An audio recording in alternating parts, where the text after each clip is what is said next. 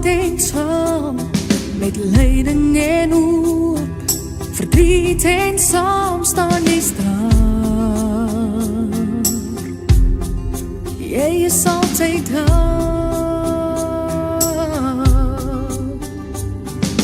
Dit wat ons doen, ons liefdes, ons vreugdes, ons plekke, ons thuistes, tot daar waar ons reis, jy is daar. Afrikaans is ons wese,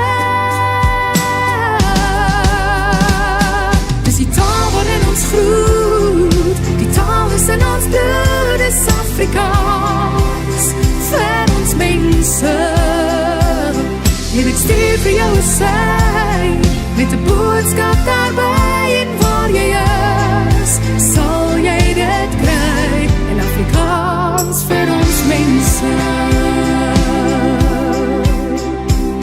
Al verander straatname, al word helde laat val, ons is steeds deur ons adem, ons kultuur, ons verhaal, dit sal altyd bestaan.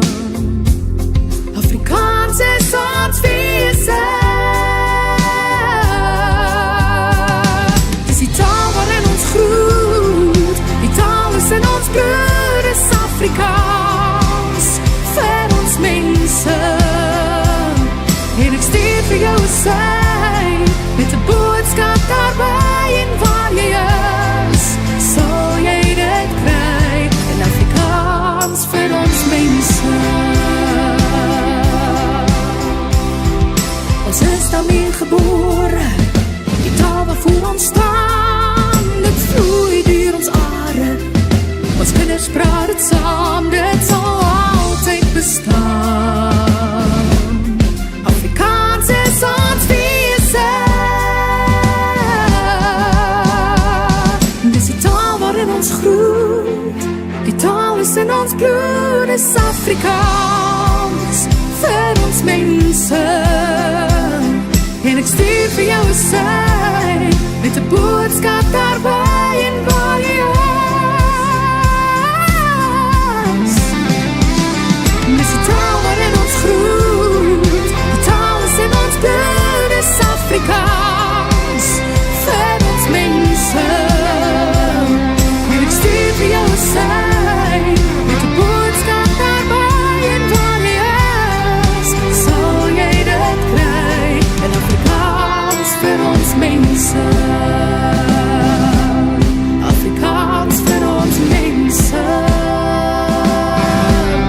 Afrikaans vir my mense. Afrikaans vir ons mense.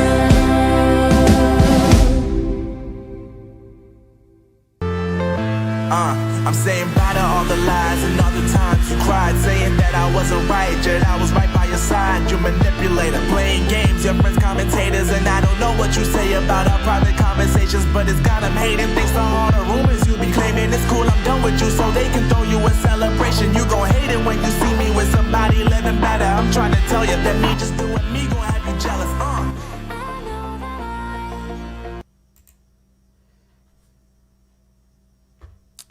How's it going, folks? How you doing out there today? How's it going, folks? How you doing out there? Yeah, that's what I thought.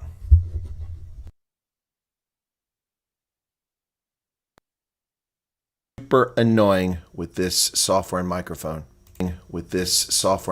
Oh, what a difference that makes. Yeah. All right. Well, there you have it, folks. Thanks for tuning in again. Thank you for your patience. It's Monday, November 18th, 2024. Freshly gedushed, and trimmed. Did a little beard trimming this bit a while ago. Hope it looks sharp. Welcome back, everybody, to the program. As we begin today, the 18th of November, I reflect upon this document, or these two documents actually, the Constitution of the United States and the Declaration of Independence. And these are two documents that are really kind of my guideposts in life. I mean, other people read the Talmud or the Torah or the Bible or the Quran. And I appreciate those documents, but I have to tell you that I really, really love the words of the Declaration of Independence. They're absolutely so just amazing. They make it very clear. There is no ambiguity. I know these almost by heart, but I'll read them from the text. When in the course of human events it becomes necessary for one people to dissolve the political bands which have connected them with another, and to assume among the powers of the earth the separate and equal station to which the laws of nature and nature's God entitle them, a decent respect to the opinions of mankind requires that they should declare the causes which impel them to separation. In other words, breaking the bonds tying you to another political entity should not be taken into or entered into lightly. And these are among the most famous words ever penned in the history of humankind. We hold these truths to be self-evident, that all men are created equal, that they are endowed by the Creator with certain unalienable rights, that among these are life, liberty, and the pursuit of happiness, that to secure these rights, governments are instituted among men, deriving their just powers from the consent of the governed, that whenever any form of government becomes destructive to these ends, it is the right of the people to alter or to abolish it and to institute new government, laying its foundations on such principles and organizing its powers in such form as to them shall seem most likely to affect their safety and happiness.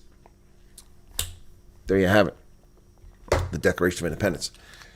Welcome back to the program. Let me say hello to everybody. There's a lot of people in the chat right now. So I see that Arctic was on here. Yes, the news is out that Ruben Brigidi has resigned as the ambassador of South Africa, making effective January 10th.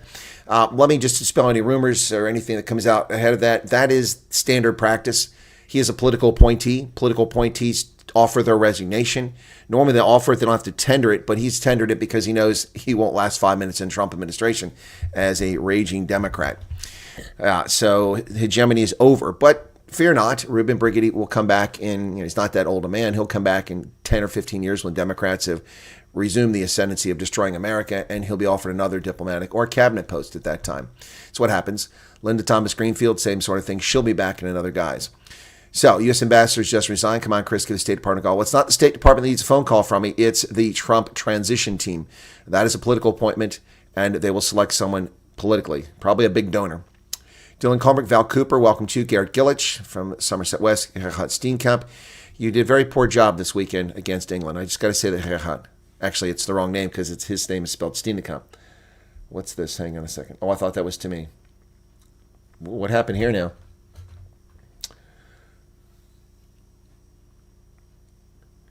Wow, what is this? There's nothing you Europeans can do about that other than keep perishing at our hands. Wow.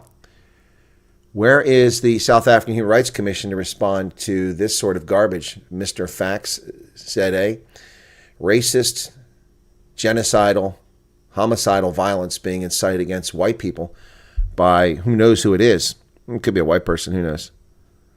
Unbelievable. Wow. That's crazy. So, where did this post come from?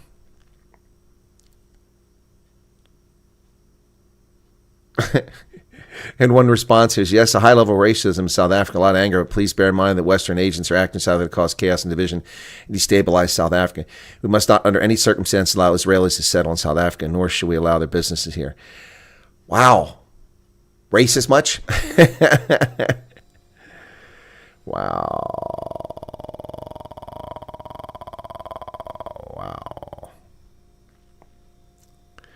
You've been racist unapologetic for more than 400 years. Can we do the same for a year without being disturbed? All we ask is 12 months so you can feel, wow.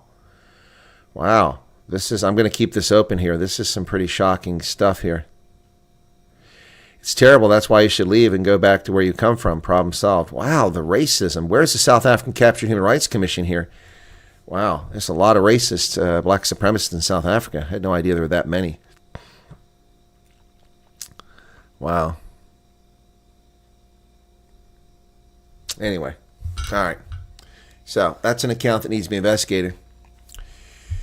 So, wrong, Steenkamp. It's Steenkamp. Anyway, so Kristen, Erica, Charmaine is here, Patrick, Dylan, all before the program started. Teresa, Diane McMeekin, welcome back to you, Diane. I see you got a plane there. Hazel Pony, welcome, Hazel Pony. Jose da Silva, maybe we should bombard Elon's account. Yeah, well, Elon, if you send Elon to work, tell Elon that you want me to be ambassador to South Africa. That would probably work. He's got Trump's ear. But I imagine he gets about 300,000 of those a day. So, James Bowie's here. Sandy Hunt. Hey, Sandy, how are you? Alan Kotza. Gina Mullman and Vilma Erasmus. Robert Rankin is back. Gary Wald, Miss Pumbaa. Richard Kuhn. There's Hendo, Jan Fleon. Azani, the land where Marxist losers are looking for things to loot. That's exactly.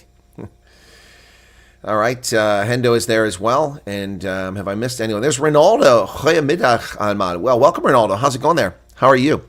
Ronaldo, are you broadcasting today? I think you broadcast on Mondays now. Trying to keep track of your schedule. All right, George is back. Welcome to see George again. Arc Precision is here. John Huchin in from Arizona. Savage Daughter, Patrick Vianella, Dave Renke. Boy, Chris Swanepoel. Missed all those names. Just caught them. 11-11 again. Oh, it is 11-11. Yep. Meerkat, welcome back to you. And real racists are generally cowards that black supremacists would cover up in reality. Yeah, no doubt. No doubt. These people run and hide. No, but the level of racism here, this Capture South African Human Rights Commission seems to be a little bit lost. There's plenty of stuff. Hang on a second here. Hang on a second. My brother's around nearby.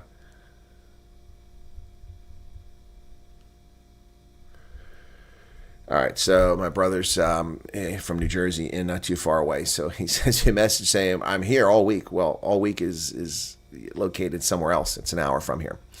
Right. So, all right. Hey, Chris Swanee, how's it going there? Okay, guys, let's get to the news. Got lots to talk about as always. Do you like the T-shirt, by the way? What do you think of the shirt? Say thanks. Say thanks to a boer. Thank the farmers for feeding you. Yeah, I think that's pretty cool. Anyway, I got this from Safari Outdoor in Linwood Bridge. Nice spot. Nice spot. Boy, South Africa is collapsing, folks. It's collapsing left and right. It is shocking the level of decay that's taken place in the last 20 years, in the last 10 years, in the last 5 years under ANC malfeasance and lack of governance. I mean, the Johannesburg Civic Center is completely gone. They're spending R1 billion to renovate it, and it's a crapple.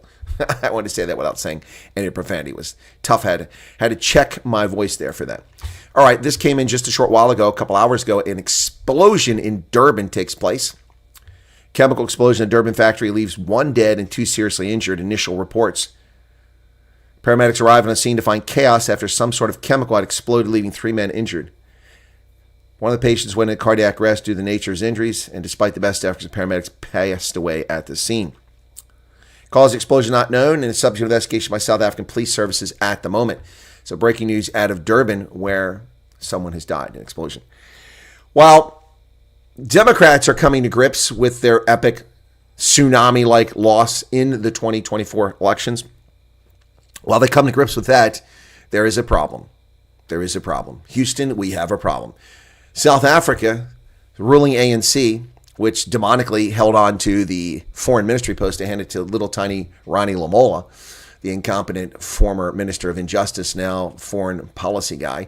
They are busy meeting with Chinese communists. Yeah.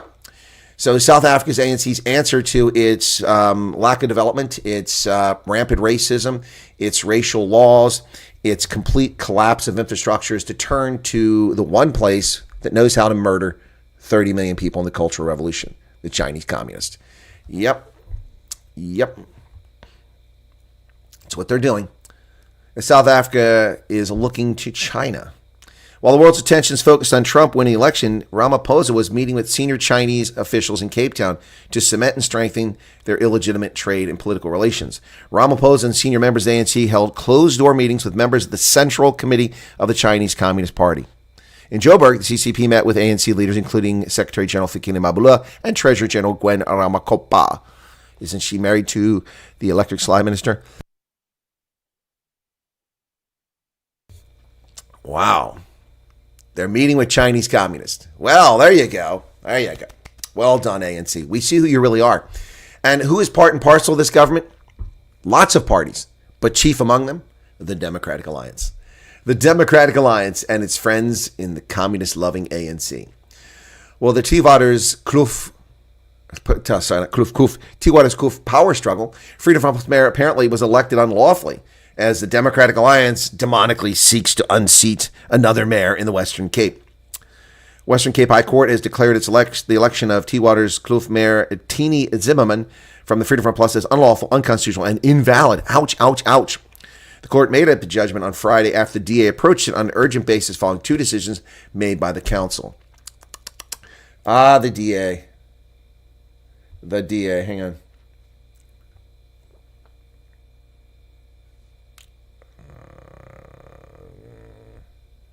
Sorry.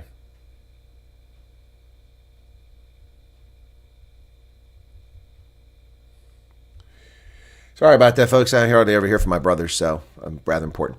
Yeah, so the DA just wants power regardless.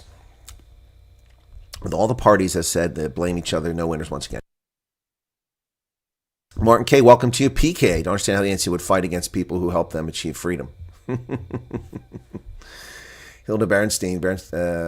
PK is telling us about all of the communists. Ruth First, well, Joe Slovo, you can just continue on with there. Well, ladies and gentlemen, probably the smartest minister in the government of national unity is none other than the Patriotic Alliance's Gayton McKenzie, who, like Donald Trump, offered up his salary. But unlike Donald Trump, he actually gets news coverage of him donating his salary because members of the opposition are just so stupid as to question this in Parliament and make Gayton McKenzie look good. McKenzie didn't go out and fanfare and go, hey, here's the stubs. I've donated this money from my salary. Here you go. See, I'm the guy. I promised to give all this money. He didn't do that. Trump didn't do it either. But the media completely forgot that Donald Trump took $0.00 in salary his time as president, donating his money back to the federal treasury. Well, Gayton McKenzie has donated his entire salary too, and some idiot in the freedom in the economic freedom fighters decided to challenge this. Well, we would like to know if the Minister of Sports, Arts, and Culture has actually donated his salary to the public. We don't give our money away because we're just caters who are grifting off the teat of the taxpayer. But we want to know if Gayton McKenzie's actually giving that money. It's none of their damn business. But guess what? Guess what? Guess what? He has. Sports, Arts, and Cults Minister Gayton McKenzie has kept his public commitment to donate his entire salary to worthy causes and has provided details of the amounts donated. So far, he's donated 345,000 rand. Wow, that's more than Cyril Ramaphosa has donated his entire time as president. The details were supplied in a written answer to parliamentary question by EFF Member of Parliament Sinowo Tambo. While what happens with my ministerial salary is, in fact, a private matter, I'm happy to share the details of how these funds have been dispersed to date from my swearing in as minister. I did indeed undertake not to benefit personally from my salary, and the amounts have been paid out. I truly appreciate the interest that Honorable Member Tambo has shown in what happens to my personal salary, and I hope that member will continue to be as interested in what I spend my own money on in the future. Perhaps in time to come, we can compare notes on what the Honorable Tambo spends on his salary, too. Oh, feel the bird! Oh, damn, that's hot. Oh, McKenzie 1, EFF 0. Oh, I love it. I love it. I love it. I love it. Good stuff. Good stuff. Gayton McKenzie just wipes the floor with these idiots in the EFF. Just proof further that the IQ to enter the economic freedom fighters is a pretty low bar. Well, to be a member of parliament anyway, maybe you can be smart if you vote for them. But to be a member of parliament, you don't need much of an IQ. So, details. At the end of June, after deductions, he received, that's taxes, he received just 63,000 rand.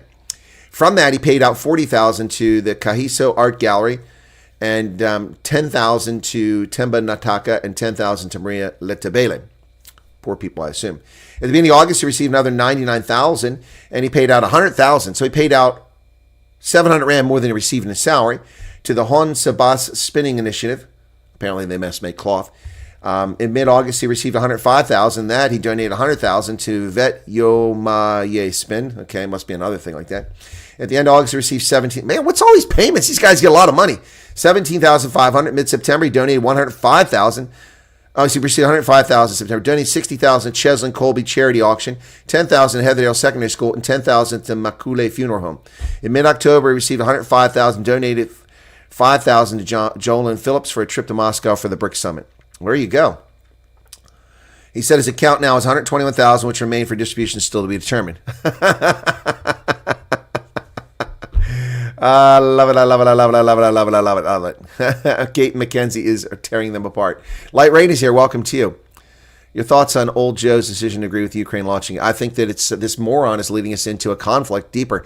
The Biden administration seems intent on doing as much damage to America's standing in the world, its reputation, global security, and the American economy and race relations in America before they leave office as much as they can. Yep. The DA is trying hard to piss off the votes. They will not get the same. No, they're not going to. They're done. showing its true colors and is not there for the people, just like the cancer. Agreed. The DA is good at governance, so they're not perfect. I hate some of their policies, but no other party is big enough to take on the ANC. Well, that may change as people defect from the ANC and from the EFF and glom over to the MK party. The MK party is very much possibly, if Zuma doesn't die, the MK party could very much in the municipal elections wipe the slate in KZN, in Gauteng. Yeah. So, and who knows what can happen after that. So don't say nobody. The DA has gone nowhere. They reached their zenith in 2014 under Helen Zille. It's a decade ago. They're a dying party since then.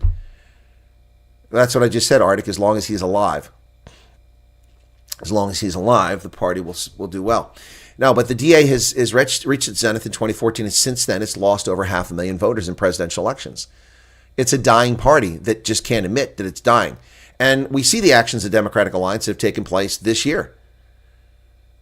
They knew Ronaldo Ghoz was a controversial content creator on YouTube and a caustic commenter on Twitter. They vetted him, and they had no problems with him, only to run like little bitches and cowards when he actually was falsely attacked by the toilet paper of record, which showed an edited video to intentionally inflame public sentiments. And when the captured South African Human Rights Commission filed a case against him, but they don't file a case against these people that put bloody pictures of people who've been assaulted, shot, murdered, raped because they're white in South Africa, they're not interested in that case.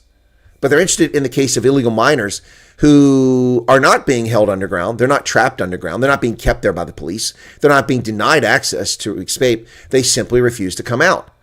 Well, that's their choice. And the reason they refuse to come out is because they're criminals. And they don't want to go to jail, which is where they belong, or deported, which is what they don't want.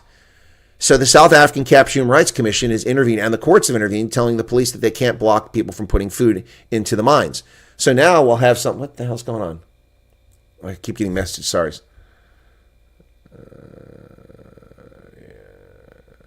Yeah, I tell my brother I'm broadcasting right now, and he keeps sending me text messages.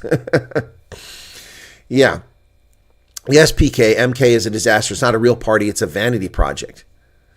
But those people who glommed to Jacob Zuma can glom elsewhere. Once you leave the ANC, people, it's easy to go somewhere else. Yeah, the DA's peak was 25%. I said the most they could ever do was 30%. And that was about when did I say that? About 2015, 2016. Yeah.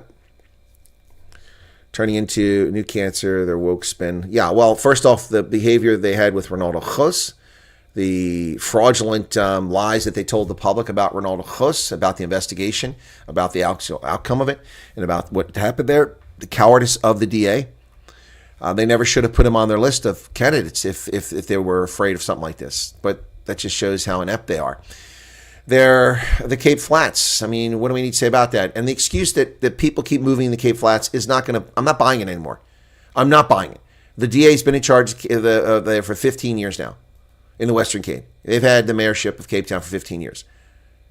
And it's the most violent, the most dangerous, the most congested place in South Africa. So here you go. No party's big enough to beat the ANC. The ANC will beat the ANC by people leaving it. ANC's headed for 30%, and the DA will stay below 25%, as was said here.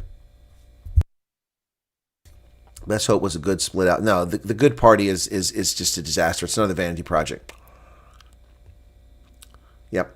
All right, police and Zama-Zama's standoff at Stilfontein must be resolved peacefully, said Ramaphosa. Once again, waking up to problems long after they're done.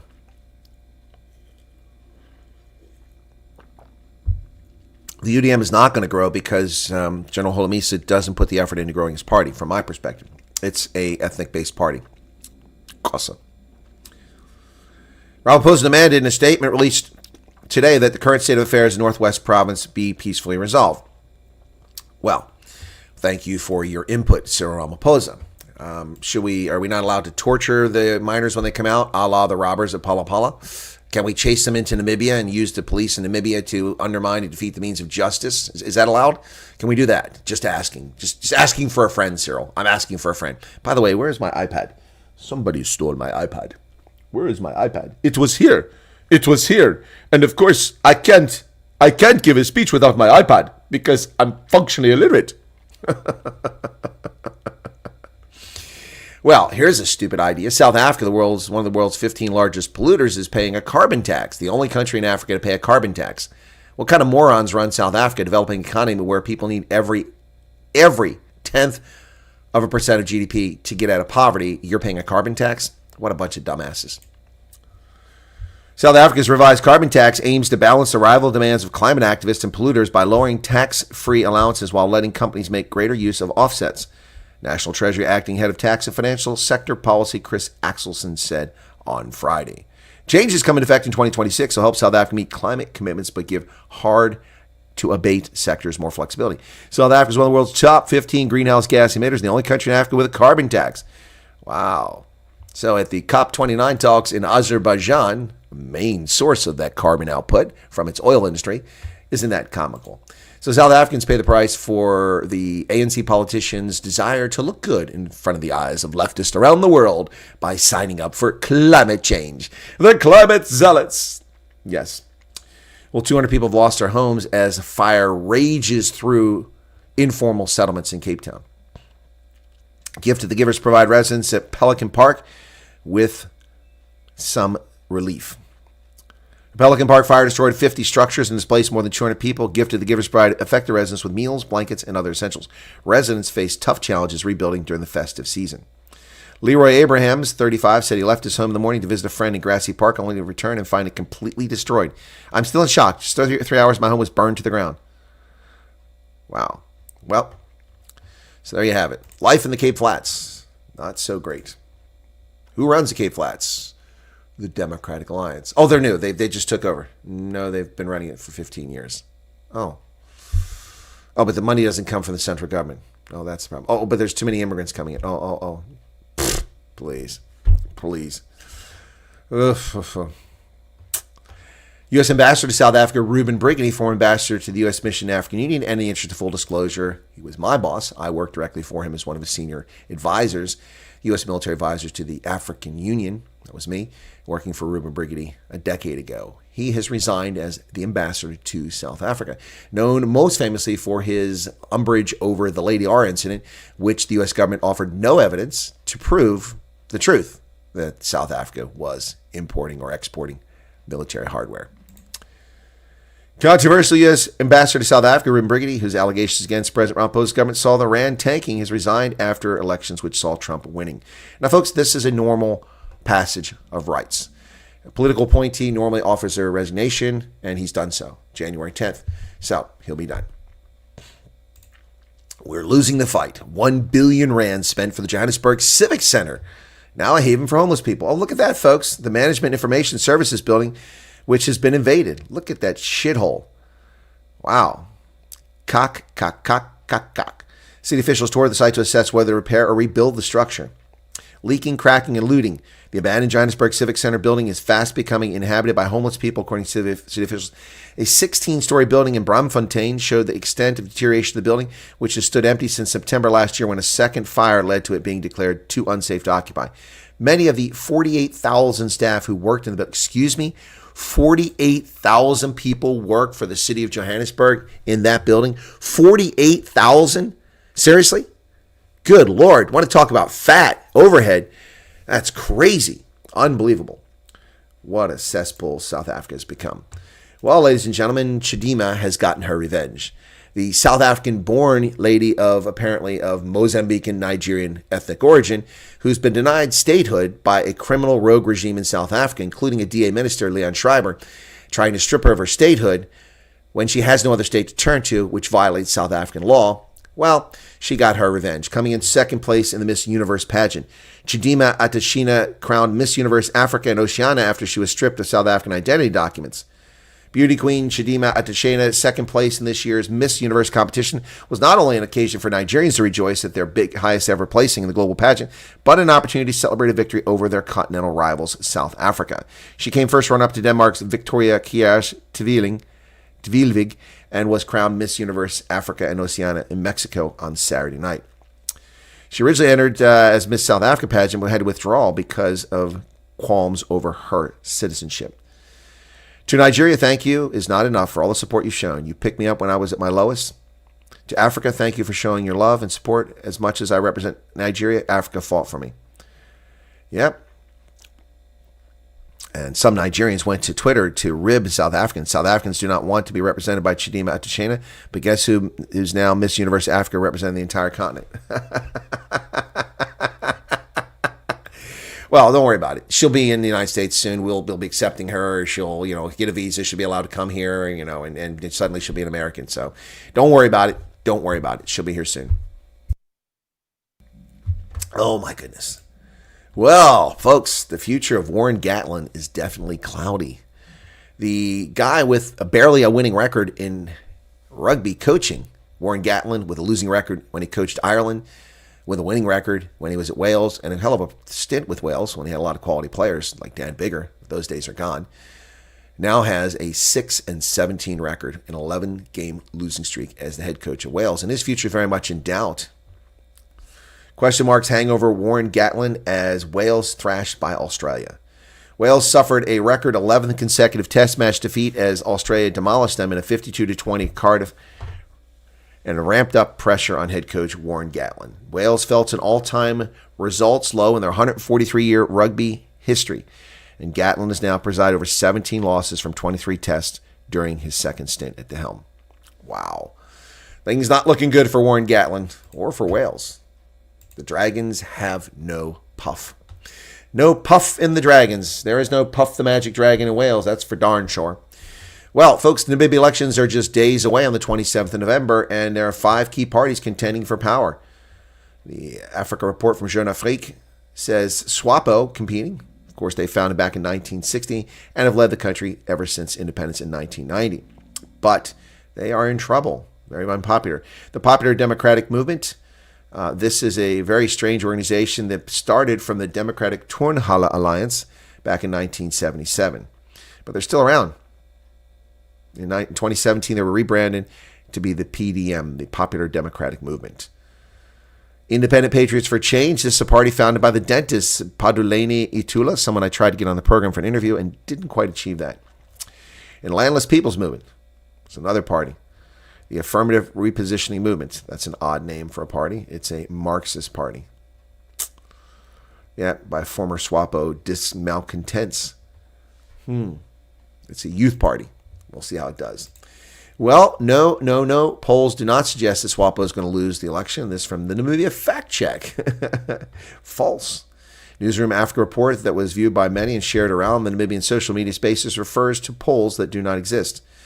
It was reported on November 8th by Newsroom Africa. Polls suggest SWAPO to lose elections. That is not what was said. And the video has been viewed a whopping 28,000 times, and it's got the Namibians' attention. Oh my goodness. It all stems from this conversation, which is only for academics with PhDs. This conversation, Namibia's game-changing 2024 elections, SWAPO might face defeat for the first time since independence in 1990. Yep, that's what was said in this article.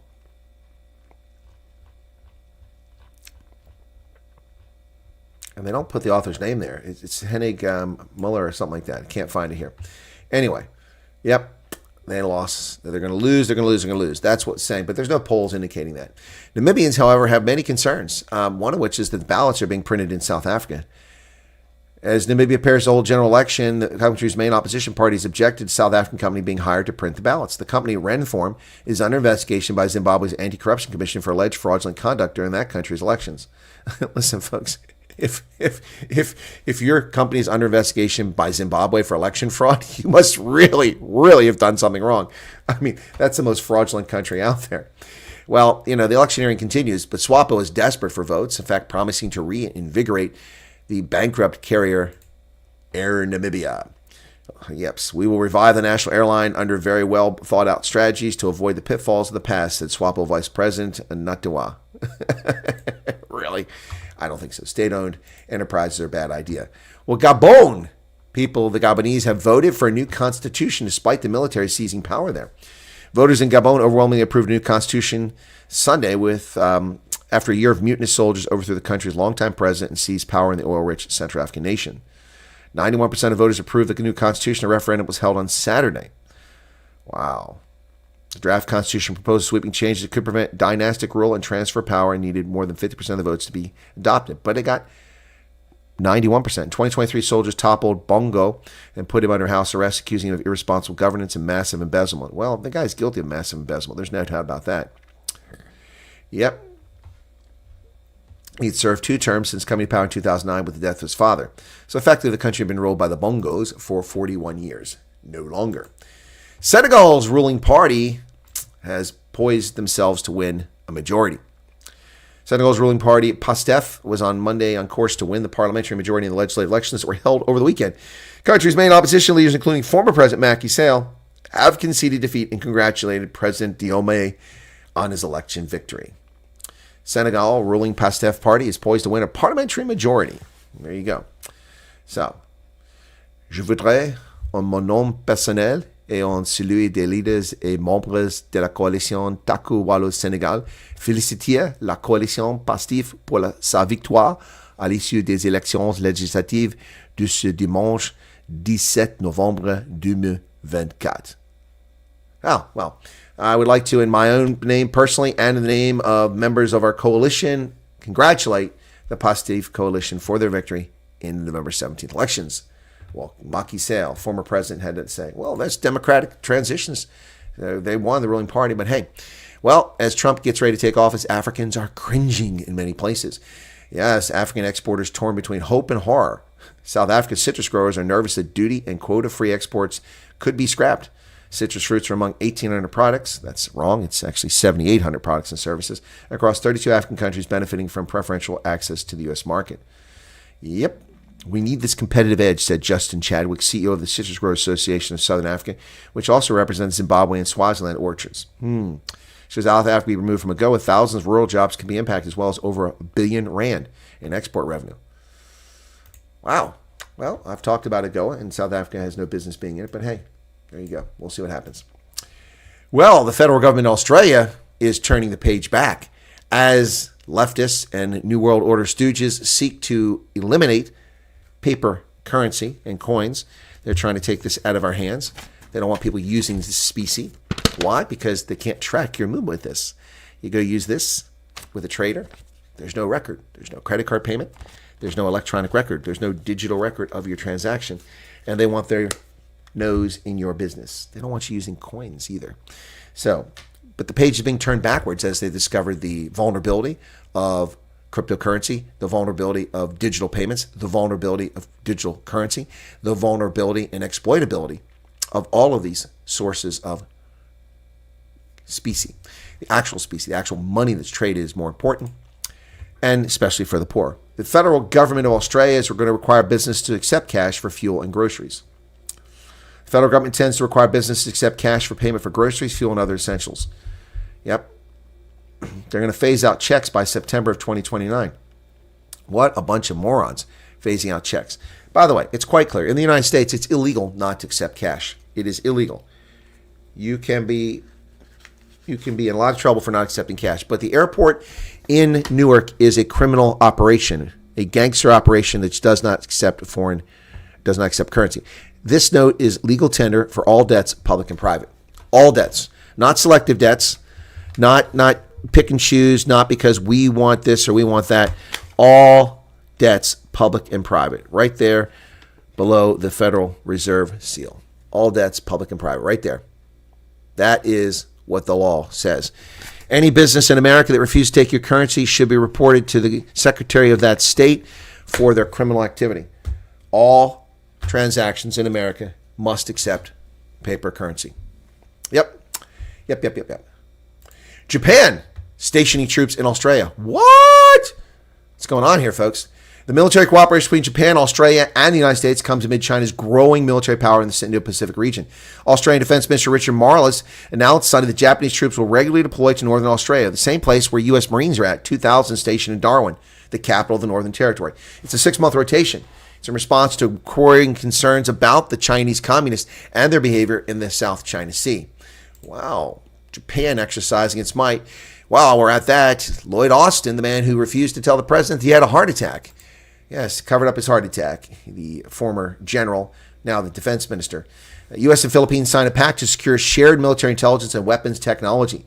United States and Philippines signed an agreement on Monday to secure the exchange of highly confidential military intelligence and technology in key weapons the U.S. would provide to Manila. Well, I can make that a lot easier. If you want intelligence from the United States, all you have to do is find someone who votes for the Democrats who wears a uniform and just approach them and say, hey, we want the information. That was a bit below the belt. But not that inaccurate. Well, the Philippines is cleaning up from a massive typhoon. A super typhoon known as Manyi leaves a deadly trail. Here's an aerial view of submerged homes at a village in Iligan, Isabela, due to continuous heavy rains from super typhoon. Wow, that is insane. Look at that flooding. Storm-weary Filipinos have started clearing fallen trees and repairing damaged houses after super typhoon Manyi, the sixth major storm to hit the Philippines in less than a month, battered the country and left at least 8 people dead. That's crazy. That is crazy. That's a serious storm. Well, India's capital is choking the life out of people, while the United States and the Western Europe and Japan and even South Africa are dumb enough to pay carbon tax and reduce our carbon emissions. Well, I can see my skies, they're clear. While we live in a relatively clean environment, despite the climate zealots, India is a place where people can't even breathe. And of course, they're not really involved in the climate stopping. Look at this. Look at that. India's capital chokes as air pollution hits 50 times the safe limit. 50 times. Office goers walk wearing a face mask amid a thick layer of fog as air pollution shoots up in New Delhi. Authorities in India's capital shut down schools, halted construction, and banned non-essential trucks from entering the city on Monday after air pollution shot up to its worst level of the season. Residents of New Delhi woke up to thick, toxic smoke enveloping the city of some 33 million people as the air quality became increasingly hazardous. The deadly haze covered monuments and high-rise buildings in the capital with visibility so low that airlines warned of delays. In several areas of the city, pollution levels were more than 50 times higher than the World Health Organization's recommended safe limit. Forecasts say the poor air quality will continue throughout the week. Good Lord. Well, there you go. But hey, India, China, Brazil, they don't have to participate in the Paris Climate Accord. Just those of us in the West. We pay so they can pollute. No, thank you. Well, India has joined the list of nations successfully testing a hypersonic missile. Wow. Defense Minister Rajnath Singh, India successfully tested a domestically developed long-range hypersonic missile, attaining a key milestone in military development that puts it in a small group of nations processing the advanced technology. The global push for hypersonic weapons figures in the efforts of some countries, such as India, which is trying to keep up with China, Russia, and the U.S. The Indian missile, developed by the state-run Defense and Research Development Organization and industry partners, designed to carry payloads for ranges exceeding 1,500 kilometers. Wow. Hypersonic missiles. So it's not just North Korea, it's India also in the marketplace. And of course, India, the United States teamed up with to help them enrich their uranium so they could have nuclear power under George Walker Bush. Remember that? Making friends with India. Yes. Protesters in separatist Georgian region of Abkhazia occupied government buildings and calling for their government's ouster. Opposition protesters in Georgia's breakaway province of Abkhazia on Sunday refused to see control of key government buildings seized during rallies earlier in the week, during which at least 14 people were injured in clashes with the police. Abkhazia is back in the news. Can it be long before Nagorno-Karabakh finds its way back into our newsrooms? Russia says the United States is escalating the conflict, and I would have to confirm that as a fact. The idiotic decision by sleepy, creepy Joe Biden to allow Ukraine to use ATACMS missiles to fire targets in Russia is an escalation in this conflict, and it is unnecessary. Joe Biden is trying to blow up the world before he goes out. Russia says U.S. adding fuel to the fire by letting Ukraine use ATACMS. Vladimir Putin has warned that allowing U.S. weapons to strike inside Russia would make the United States a direct party to the conflict. Well, we're already a direct party to the conflict. Putin has been very kind in not attacking us thus far. Russian officials on Monday furiously condemned Joe Biden's decision to permit Ukraine to use American longer-range missiles. Putin is yet to respond. ATACMS, the U.S. Army's long-range missiles, have a range of 300 kilometers. And I actually have a range fan of what that means. Let me see if I can find this very quickly here. Here we go. This is what the range fan. This is courtesy of the BBC, I think it is. Is it the BBC? Let me see. Where to get this from? No, it doesn't tell me. All right, so take a look at this. This is what they've done. This is an escalation. So this is how far the ATACMS can fire now. Yep. 190 miles, 300 kilometers, deep into Russia.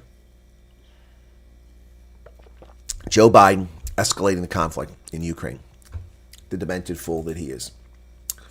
Unbelievable. Well, Zelenskyy says, hey, with Trump on board, we can have peace. The grifter-in-chief realizes that the money train is stopping. Volodymyr Zelenskyy is talking peace. Why? Because Donald Trump is becoming president. What do we say? You get rid of Joe Biden, and we can have some sanity in this discussion. The war will end, but there's no set date, says the grifter-in-chief. Ukrainian President Volodymyr Zelenskyy, the piano player, confirmed on November 15th that his country's war with Russia will end sooner after President-elect Trump's win last week. Throughout the 2024 campaign, Trump and his running mate Vance have vowed to end the Ukraine-Russia conflict. A just peace is critical for us so that we do not feel we have lost the best only to have injustice forced upon us. Well, dude, the Crimea is gone. The Donbass is gone. Accept it, get over it, and move on to the future. Well, panic in Scandinavia as Nordic nations prepare for war. Yeah. As Joe Biden and NATO escalate tensions with Russia, Scandinavians are warning their population to get ready for war. Krisen eller kriget kommer, in case war comes. On Monday, millions of Swedes will start receiving copies of a pamphlet advising the population how to prepare and cope in the event of war or another unexpected crisis. If crisis or war comes, has been updated from 6 years ago because of the government of Stockholm calls the worsening security situation, by which it means Russia's full-scale invasion of Ukraine. Neighboring Finland has also just published its own fresh advice on preparing for incidents and crises. And the Norwegians have recently received a pamphlet urging them to be prepared to manage on their own for a week in the event of extreme weather, war, or other threats. Denmark's emergency management agency said it's emailing Danish adults details on the water, food, medicine they would need to get through a crisis for 3 days. Wow.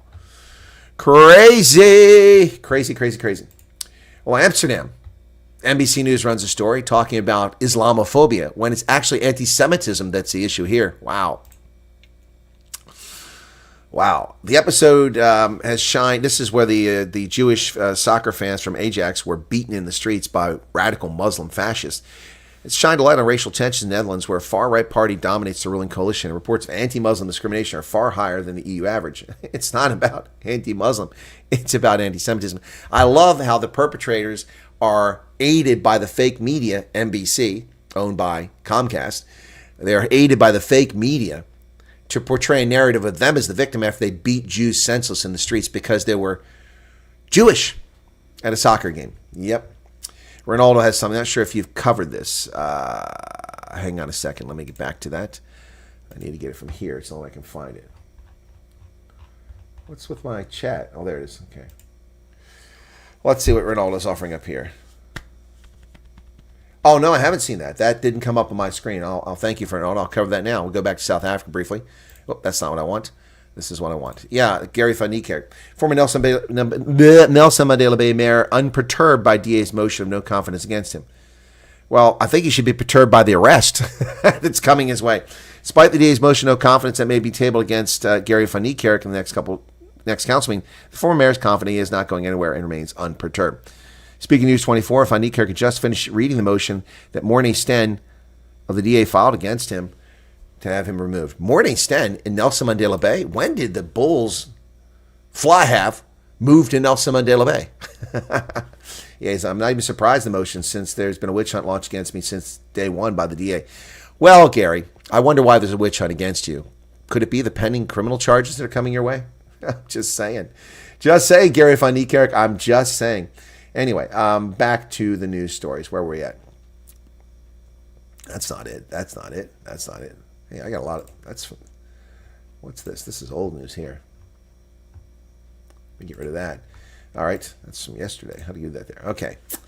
So, Amsterdam. They want to turn into an Islamophobic crusade when it's actually an anti-Semitic series of attacks on Jews because they're Jewish. Well, it's once again time for the moron in the Vatican to open his mouth. Pope Francis, the dipshit from Argentina, has once again opened his mouth, this time about Gaza. Let's talk about priest diddling little kids in the Catholic Church. I think that's a bigger issue than the Pope focusing on Gaza. But he's got his mouth in his mouth, once again, his foot in his mouth, excuse me. Oh my goodness. This moron.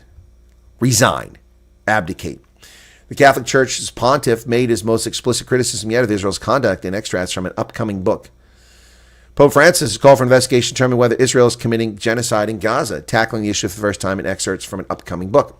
Well, I am today calling for an international investigation into the child sex abuse of the Catholic Church, sponsored and covered up by Catholic bishops and by the Church itself, the Vatican, for decades. I'm also calling for an international Interpol investigation into money laundering by the Catholic Church, which doesn't pay taxes on the money that it receives. So you want to play games? Pope Francis will play games with you. Shut up. Nobody cares what you have to say. Go back to ministering to your flock of 1 billion people and leave the rest of us alone. Well, Trump confirmed he's prepared to declare a national emergency to initiate the mass deportations. Well, there you go. President-elect Donald Trump confirmed today that he will declare a nationwide emergency to carry out mass deportations of illegal immigrants, a move he frequently proposed while on the campaign trail. Well, happy days are here again. A campaign promise made, a campaign promise fulfilled. Trump has decided to relook his Treasury pick. He's down at Mar-a-Lago, and he's standing by his defense secretary after a bogus sexual assault allegation was leveled against Pete Hegseth. President-elect Donald Trump is having second thoughts about his options for Treasury Secretary and expected to invite the top candidates to interview this week in Mar-a-Lago. Among them are Kevin Warsh, a former Federal Reserve governor, as well as Mark Rowan, a Wall Street billionaire. Previously, he'd expected to pick either Howard Lutnick, I hope not, or Scott Bresnan, founding investment firm Key Square Capital Management. So Trump is looking a little bit harder, and that's a good decision for Treasury. Well, Trump says he'll use the military for deportations. This is something I have a problem with. We'll see what he's talking about. Donald Trump says that he will plan to ask the U.S. military to assist with a massive deportation. Mr. Trump took to Truth Social, a social media platform, where he confirmed a statement by conservative group Judicial Watch. Well, they said he was going to declare a national emergency, and Trump wrote "true" in all caps. Wow. Now, the problem I have here is the only role for the military, in my view, is to use military aircraft to fly these scumbag criminal alien invaders and dump them back where they came from. Yep, that's the only use I see for it. Yep, out, bye-bye, bye-bye, bye-bye. Don't door hit you in the ass. Trump has picked Brendan Carr to be his Federal Communications Commission chairman. He vows to take on censorship by big tech companies. Now, this is one of the people who signed up for Project 2025 from the Heritage Foundation, and the left is going to lose their mind.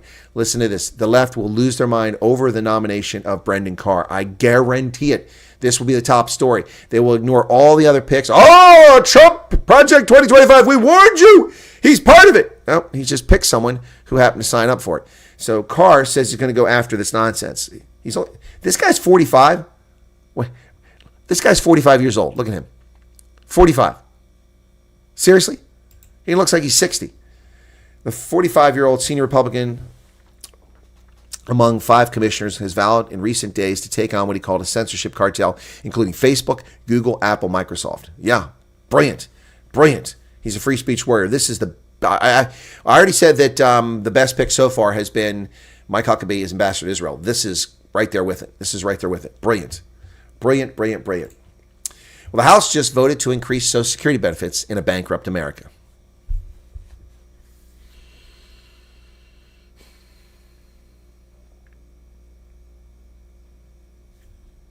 They're going to increase Social Security benefits. We have no money, but they're going to increase Social Security benefits. Now, to be fair, the reason they're going to increase it is they're going to take off rules that are unfair to Americans, and they should be removed.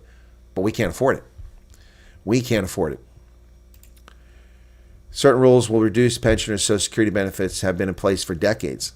So, 327 lawmakers voted to support the initiative in the House of Representatives. Now the proposal heads to the Senate, where there are 62 co-sponsors for this bill, so it's going to pass. It's going to eliminate the windfall elimination provision, the WEP, that reduced Social Security benefits for individuals who worked in jobs where they did not pay Social Security, payroll taxes, and now receive pension or disability benefits from those employers. 3% of all Social Security beneficiaries, or 2.1 million people, were affected by that as of December last year. It's also going to eliminate the government pension offset, GPO, which reduces Social Security benefits for spouses, widows, and widowers who receive pension checks. As of December, 1% of all Social Security beneficiaries were affected by that. 40 years of trampling on people's incomes to steal that money for the government. And that is going to cost us $195 billion over 10 years. So $20 billion a year it's going to cost the federal government. Look, I'm against taxation, especially excessive taxation, unfair taxation, which is what this is. But we cannot give this money back that we don't have. We're going to borrow to pay this money. That's crazy. Well, Senate-elect leader John Thune has warned the International Criminal Court to drop their Israel arrest warrants or face sanctions. Well, good on John Thune. He's proving he's not quite the rhino that we expected him to be. Incoming Senate Majority Leader John Thune, a Republican South Dakota, urged the Senate to impose sanctions against the International Criminal Court if it continued to pursue arrest warrants for Israeli officials over the Israel-Hamas war in Gaza. Well, I love it. That's brilliant. Well, the resistance is continuing, folks. The Californian government is seeking to undermine the government of Donald John Trump. These are insurrectionists, and they should be charged with criminal activity. California will lead a Trump resistance again, and emboldened Trump has already threatened the state, and his second term will be backed by courts more likely to see things his way. Yes, because that's the law. You can't let these criminals rule. Within hours of Trump's victory this month, California's top elected officials readied themselves for a reprise of familiar roles as leaders of democratic resistance.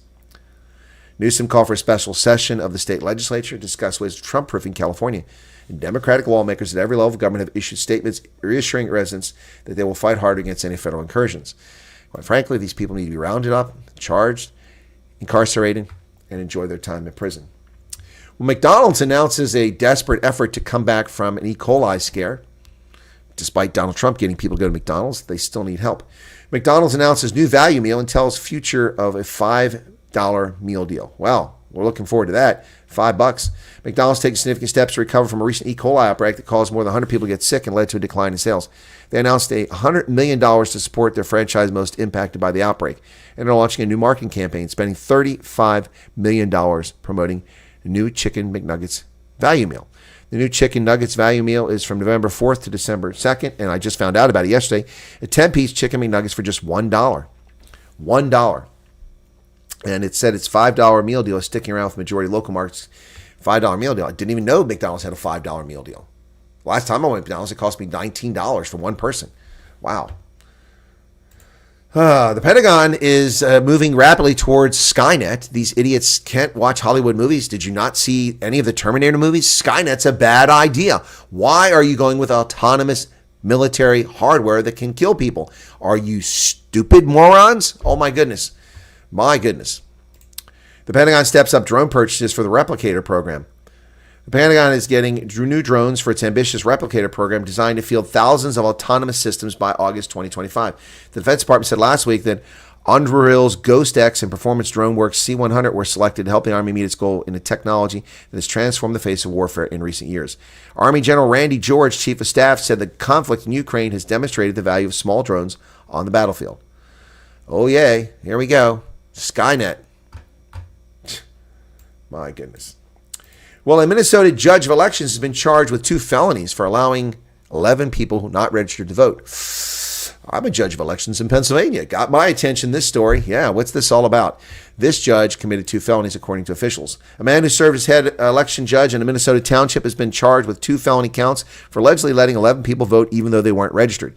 Officials began investigating after Hubbard County Auditor Kay Rave could not find any completed voter registration forms among the ballots and other materials returned by Timothy Michael Scooten, 64 of Nevis, who had been head election judge in the Badura Township precinct, according to a criminal complaint filed Friday. Another election judge told an investigator from the county sheriff's office that Scooten directed them not to use the registration forms, while another said Scooten had told them that new voters needed only to sign the back of the book. Wow.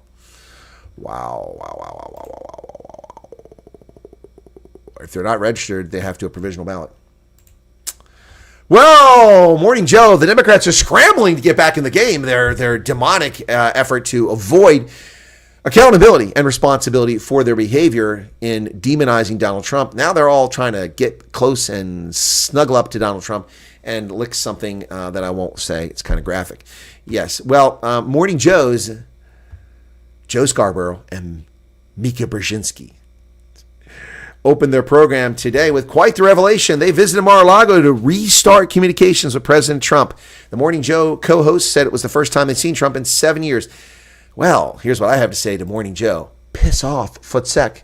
You don't deserve access to the Trump administration. You're a bunch of card-carrying, commie-loving, America-hating scumbags, and you need to not be on air. Well, SpaceX is launching again tomorrow, ladies and gentlemen. 6th Starship test flight, November 19th. We'll cover it right here, 5 p.m. Eastern Standard Time, so it'll be getting dark when that happens. That'll be 10 o'clock Greenwich Mean Time, so midnight for South Africans if you want to watch that launch. Pretty cool. Pretty cool. We'll cover that here on the channel. Well, California is removing a derogatory term, an Algonquin word, a Native American word considered to be a slur against Native women. Squaw. Almost nobody used the word anymore, but they've changed the place names, including the famous ski resort. That changed too. A derogatory term for Native women will be removed from place names across California. The Wokies are still at it in California. Squaw will be removed from over 30 geographic features in California by 2025, according to an announcement. The California Natural Resource Agency will remove the word, which is a derogatory term used to describe Native American women, from streets, bridges, buildings, cemeteries, and even a forest fire fuel break. Wow. What a bunch of nonsense.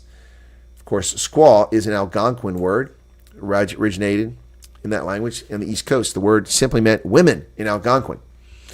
But people misused the word and falsely used it as a slur.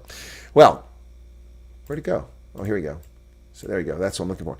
A Tahoe ski resort ditches its name, saying it's racist and sexist. No, it wasn't. The home of the 1960 Winter Olympics is in Squaw Valley. It's not racist. It's not sexist. It's honorific.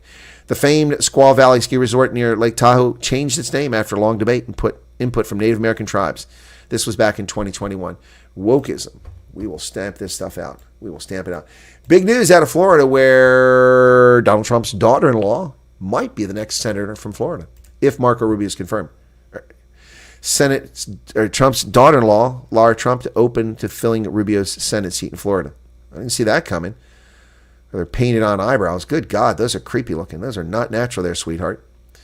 Republican National Committee co-chair Laura Trump said Thursday she would seriously consider filling this vacant seat left by Marco Rubio if he joins Trump's cabinet. If this is something I'm asked to do, I would seriously consider, but I have yet to hear from Governor DeSantis, so we'll see what happens. Wow. Laura Trump could be a senator. The Eagles have celebrated historic victory over Tonga. It was in France, not in Tonga, where they played this game.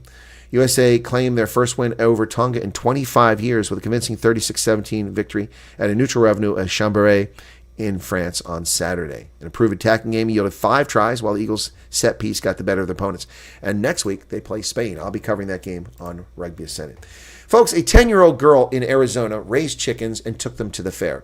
Her 6 chickens were award-winning, and they were auctioned off. That's typically what we do. Those who come in first, second, or third, they auction them off, and, people buy them for different reasons, all the things, the animals. Oftentimes it's advertising for them. Sometimes it's for high-quality steers and such. But anyway, or goats and sheep. So she auctioned her chickens off, and the bank stole her money. 10-year-old Arizona girl makes over $2,000 selling chickens. Family claims the bank kept the money. Wow. About 3 hours southeast of Phoenix, life moves a little slower. Raising and selling chickens is how 10-year-old Kinley Manor enjoys her rural life. I just thought it would be fun because when they're little, they're so cute, Kinley said. She really enjoyed it and had a lot of fun learning about chickens, said her father. It really taught her kind of a strict obedience of being out there and taking care of an animal. She proudly showed her chickens at the Graham County Fair, eventually putting them up for auction. In the end, her 6 chickens sold for $2,100. 6 chickens for 45,000 Rand. That's some good bank. The treasurer of the Small Stock Association wrote her a check, and that was electronically deposited at Chase Bank. We cashed it. And the next day, the bank closed her account. The 10-year-old's bank account was closed, and the check was frozen. She didn't get the $2,100. Her mother spent hours on the phone with Chase trying to get answers. Chase told the family the check was suspicious because bank officials looked at the phone number for the Small Stock Association and claimed it was out of service. Their ultimate response was that, sorry, Kinley's not going to get her money back, and there's nothing we can do about it unless we can verify the check. But they don't explain why they closed the little girl's account. The guy who wrote the check called Chase 3 different times saying, hey, this is me. You can verify it in person. And then they said the only way to verify it is through that number on the phone. Get this. Kinley still doesn't have her money a year later. She was a little upset because she deserved the money. 10-year-old worked hard for it. Yep. So they contacted On Your Side, which is a local news program that exposes people who are being abused by businesses or by the government. So On Your Side got on the case, and they shared Kinley's story with Chase Bank. Just a few hours later, the little girl had her $2,100. Wow. Denying a 10-year-old the money she's entitled to. That's crazy. Well, folks, I see people got off to the other guy. So, yep. Oh, Charmaine's one of them. She left. Okay. Washington Redskins. Exactly, Mike. Washington Redskins.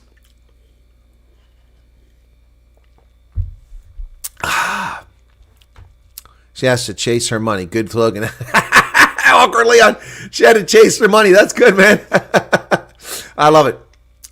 Sad. If I ever lived in America, California would suit me in terms of beaches, surf, nature, but the left eliminates. No, California. No thanks. No thanks. Footsec morning. GGO. Yep. And idiocracy is a state or country where a single political ideology or government has become ingrained in society. 110 likes, 117 now. Thank you all for that. Richard says, I have a garden. I also have a Jack Russell Terriers. So I've had spinach, tomatoes, radish, cucumber dug up by dogs. Dogs keep away from the chili bushes. Yeah, they do, because they don't taste so good when they rip them out. Democratic tantrums are very entertaining, says Meerkat. They are.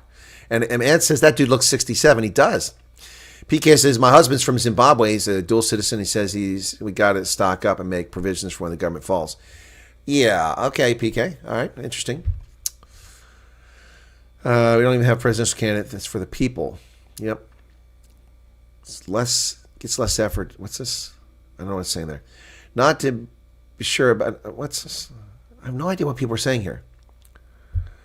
Organizing UK protests. Many just keep an eye on media. Reform has said they will be there for the farmers. Yeah, there's no coverage of the farmers' protests taking place in the UK. Yep. No protest. Not sure Ronaldo covered this. So Ronaldo's up and running? Is that what's going on? Huh. Anyway, yeah, a lot of people left. We were at 160, and the 30 of them abandoned us, went over to Ronaldo. 177 was our peak here. Wow. Was Gayton McKenzie throwing the hand grenades during the drive-by shooting? I don't know. The explosion was at a factory. There's no discussion about what caused it.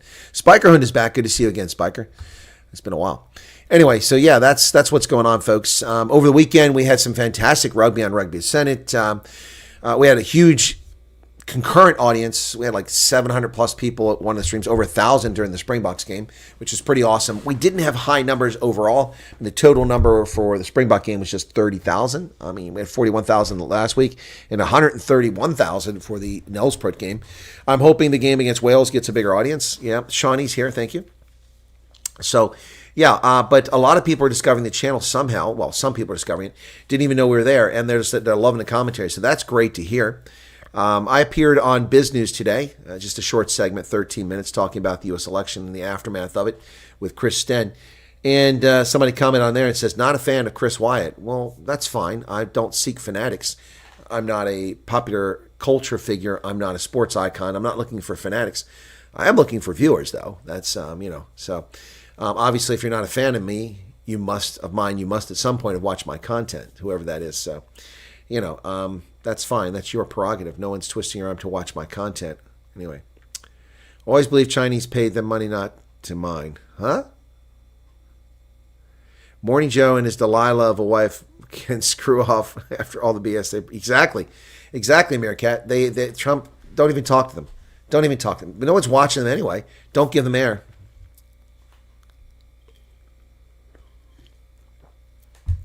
Matthew Dixon saw the Biz News interview and fell asleep. Well, I'm sorry to hear that. PK says, don't lose hope. Your views will grow when people start waking up. Yeah, no, that's cool. Arc Precision. I always believe Chinese. I see we're mining rare earth metals. Oh. What, in the Karoo? That should have been done a long time ago. Yeah, I think the Chinese pay them not to mine those metals because it gave them 95% of the market. They bought up all the mines around the world and they controlled it. Plus, there's a lot of rare earths in China. Hardest Pretorius, quick info on when and where. That's on Rugby Senate. Yeah. So, that's, I think Hendo can put the link in for that at Rugby Senate. Yeah, I'll just bring it up on the screen here real quick. YouTube. A little faster here, YouTube. There you go. Here you go. Come on. At Rugby Senate. At Rugby Senate. There you go. At Rugby Senate. So this is what the channel looks like. Okay, here you go. I need to open up the window over here. There we go. All right, so we got 7,700, almost 7,800 subscribers. You can see we covered the England game. That had 32,000 views.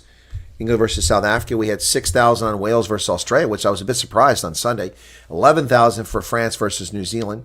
So these are recent ones. There's an old one, Todd Clever from 3 years ago. Interview with Todd Clever, the most capped American in rugby. Scotland versus Portugal had 8,700 Saturday. And then the week before, England versus Australia. Scotland versus South Africa, 41,000 views. Yep. Oh, that's what's going on there. Ireland versus New Zealand. Ireland versus Argentina. Okay, yep, there you go. So, anyway, there you go. Whoops, that's not what I wanted. taking me there. Anyway, then we've got popular videos down here. My video on Gregor Townsend, Rossi Erasmus, past live streams, videos, conversation with Springboks, Victor Matfield, Bram von Straten, Flock Silliers, Andre Sneeman. Yeah, there you go. Shorts, Major League Rugby, which I haven't done recently. Streamed 3 months ago. I didn't stream this 3 months ago, did I? Oh, I did the championship 3 months ago, yeah. USA Eagles, videos on the Eagles, Major League Rugby, Rugby ATL. I'm not doing that anymore because here's one with Kurt Coleman. Check this out.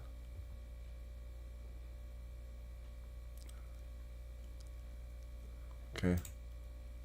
Just defeated Old Glory 27-13. Kurt Coleman with me here, Western Province product there. We've interviewed in the past. Kurt, when this game started, it was like a windstorm out here. You're a kicker. It looked like it might be a problem, but kind of died down a little bit later on. How did it affect your kicking game tonight? Yeah, it was actually, the wind was pretty strong. I had to adapt a little bit. The first couple of kicks I had out the corner, so... that's on Rugby Ascendants. We got a lot of stuff over there. Whoops. Get rid of that. Okay, cool beans. Yeah, so yeah. You're at 20,000 subs right now. You got this. Keep strong, and the truth will bring you more views. Thank you, PK. No, I am, but it's a long haul. I mean, you got to remember that I built a channel in 4 months from 2 to 21,000 plus subscribers. So taking 3 years to get to 20,000 was epic. Yeah, no, it's fine. It's no worries. I'm trying to reach people anyway. So sorry, Bucka lost my respect with BLM and taking the knee. Matthew, dodgy shark supporter. Lemonhead's on CNN. He went back to CNN. Don Lemonhead. Wow. Ant says, I'm a huge Wyatt fanboy. Thank you. Thank you, Ants. It's very kind of you. Easier to collect money than to work in mine. That's true. Meerkat enjoys the program, would otherwise not know what else is happening after. Yeah, there are a lot of channels that say they cover Africa, but it's usually nonsense and not real coverage. Anyway, by the way, I did make the video on steamed crabs because people were asking me about it. Now, let me just preface this by saying the following with steamed crabs. Okay, you ready? The steamed crabs video that I made, these are tiny crabs. I should have made it last week, but I didn't feel like making the video last week. So Sunday was the last time that the local place that gets the steamed crabs is going to get them from the Chesapeake Bay because they stopped running at a certain point. They're actually much later than normal. Usually you're finished by the end of October or mid-October. Here it is, middle of November. I still got crabs this past weekend, so probably a month longer than normal. Maryland blue crabs, which are the best ones. Anyway, Maryland blue crabs. So they get steamed. What happened on Sunday is that I finished the Wales-Australia game, and I was about to call the place that sells crabs. It was about 1:15 local time. They called me because the guy out there was like, hey, there's only like a dozen left. Then Chris said he probably was going to get some on Sunday because we're not going to have any crabs for a while. So they called me and said, hey, do you want a dozen? We got a dozen mediums. I said, sure. So I went over, picked them up, brought them back. They were tiny. Anyway, but I made a video to show you how it works, how you do steamed crabs. It's not news to a lot of people, but a lot of people it is news to. So we did it. Yep. Yep, know that. But hopefully with Trump, yeah, we'll see. People lost respect for team taking knee as Matthew. No, it's not stupid. Not stupid at all. Anyway, so I'm finishing the editing on that now, and I'll post that video a little bit later today when I finish. I've got a Zoom session with somebody coming up. Tomorrow, Karoo Charu will be on the channel at 8 p.m. South African time. Karoo Charu will be talking about the 1860 Indian Congress party that he's just started. So that should be fascinating. It's a Natal-based, quasi-Natal-based party. So tomorrow, Karoo Charu, I haven't posted that yet, but it will be on. Your view on gears. What gears? What are you talking about gears? I don't know what gears, like standard transmission. I love gears. Sorry I'm so late, but my Bible study group just wrapped up. Neville, welcome to you. Boy, pleasure to have you join us. Karoo Charu tomorrow, 8 p.m. South African time. Gears, the DH app. I don't know what gears is. I don't know what that means, Art. Gears is in the DA. I'm sorry. I'm trying to follow what you're saying. Don't understand that. My dad advised me to avoid the crabs. Matt.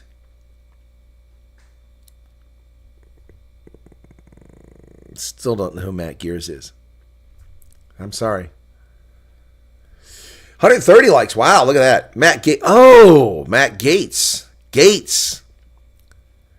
DA. He's not with the DA. Matt Gaetz is a Florida congressman who's been nominated to be the Attorney General of the United States by Donald Trump. My view on him, I've met him personally. He's a very controversial pick.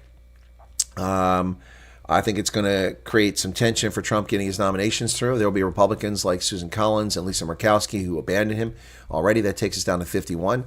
So there's no room from there for any Republicans to play games. And we'll see what happens.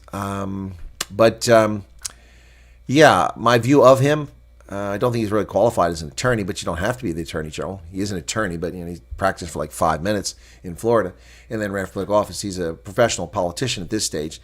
And Matt Gaetz, Trump needs an Attorney General and a Secretary of Defense and a Secretary of State who will listen and take the direction he gives them, not these underhanded, treasonous bastards who served in his previous administration who run around and undermine and defeat the purpose of the president. We saw this is so rampant before. We saw this Vindman guy who should be in Leavenworth in prison. Alexander Vindman, or Alexander, what is it Alexander? He's the one who got elected. What is the Vindman clown? Lieutenant Colonel retired. This idiot should be in prison. He actively undermined the direction of the President of the United States. That was insubordination. Should be in prison for it. It's a violation of the Uniform Code of Military Justice, and the fact that he wasn't prosecuted is disgraceful. His brother, I don't know what his brother did or didn't do, but he wound up getting roped into this thing. This guy, they're twins. This guy should be in prison, not walking the streets, and not he and his wife having a Twitter account that has lots of followers. So what happened is we had an Attorney General who betrayed Trump, Jeff Sessions, and then Bill Burr, and undermined the administration. We had John Kelly, who undermined the staff in the White House, a retired Marine general, and a host of people who undermined him. So Gaetz will be loyal to Trump, and that may be the most important reason why he wants him. So I have no problem with Gaetz going after people who violated the law and who colluded, who violated the First Amendment to the Constitution by betraying Americans, including or cajoling or coercing tech companies into being agents of the foreign government and silencing the speech, like myself, of people. So I have no problem with Gaetz if he goes after those clowns. We know the FCC new chair will do the same. So yeah, we'll see. If you're curious about the charge against him, most of them are politically motivated. The charge about him and sex trafficking and sex with a minor has been investigated by law enforcement and dismissed. There was nothing to the allegation, according to law enforcement. These are politically motivated attacks. That doesn't mean I like Matt Gaetz. Doesn't mean I dislike Matt Gaetz. Just stating the facts. So that's my thoughts. The Test 247. Canadian Prepper states Trump will be the World War III president. What's your sentiment about that? I have no idea what they're talking about. A Canadian prepper says Trump will be the World War III president. Sounds to me like somebody's got their head up their ass. Donald Trump is the guy who ended wars. I mean, I don't understand where this nonsense comes from. What has Donald Trump done to give a good prosecutor? He's never been a prosecutor, Meerkat. He's never been a prosecutor. He's been a good attack dog in the House of Representatives, but he's never been a prosecutor. He worked 3 years in private practice. That's it. I don't know what they're talking about World War III. The guy who's leading us to World War III is Joe Biden. Joe Biden just authorized the use of ATACMS to be used to attack Russia. Why we even give ATACMS and multiple launch rocket systems to Ukraine is beyond me. Bradley's M1s just so they can be disabled and then, reverse engineered by the Russians. That was stupid as all get out. Are American Jews allowed to serve in the IDF? I'm sure they are. The IDF has no prohibition on them serving there. We don't have a law against people doing that. We don't have a law against it. We have people who have obligations to states. I know someone who was eligible for the German draft and who served in the U.S. Air Force. Yep.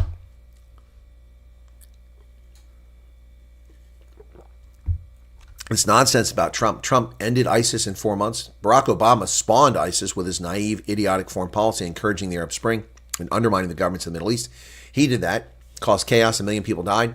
1 million people are dead because of Barack Hussein Obama. That's on his conscience, but he doesn't have a conscience, so he's a satanic bastard who likes to go to churches where they scream at America and rant racist screeds against white Americans. That's Barack Hussein Obama. So Trump ended that conflict in 4 months, wiped them out, gone. Trump ended the conflict in Iraq that Bush started, that Obama increased, and Trump ended the conflict in Afghanistan.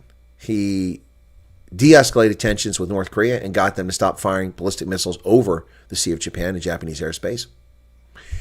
He got China to behave themselves, box them in. They weren't expanding in the South China Seas like they are now. They weren't attacking Filipino Coast Guard ships. They weren't firing live rounds at the shores of Taiwan when Trump was president.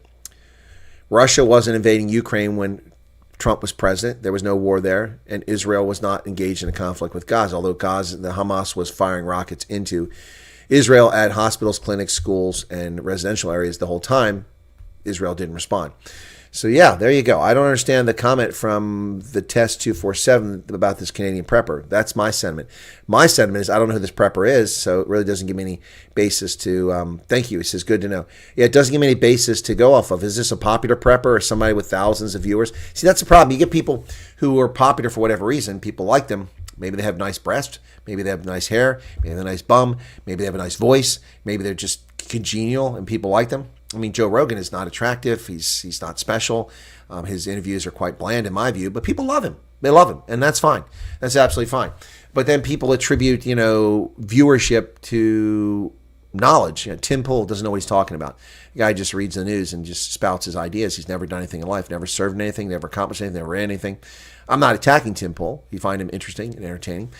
Salty Cracker. I don't know what Salty Cracker's done in his life. I know that he's a gamer. I know that he's married to a Mexican. I know that he loves to use profanity, and he's highly entertaining.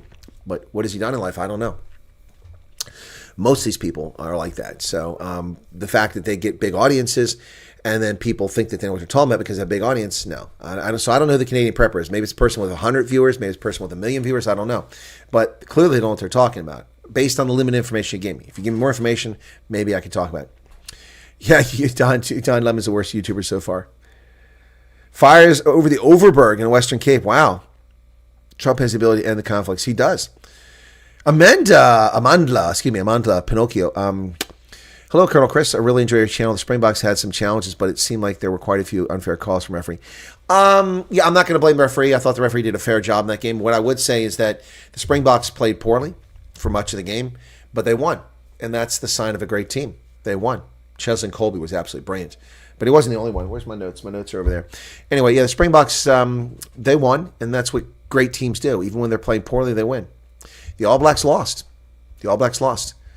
Which is another reason why they're not a great team right now. They're a good team. They're not a great team.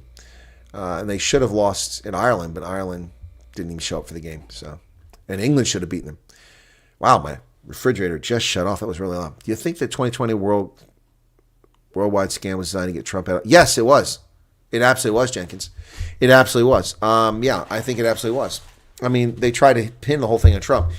And when it comes to infectious disease, when a new disease is discovered, the norm in the scientific community is to give it a colloquial name. Hence, Ebola, named after a river in the Congo. West Nile virus, named after the West Nile region. Hantavirus, named after a place in South Korea where it was first discovered.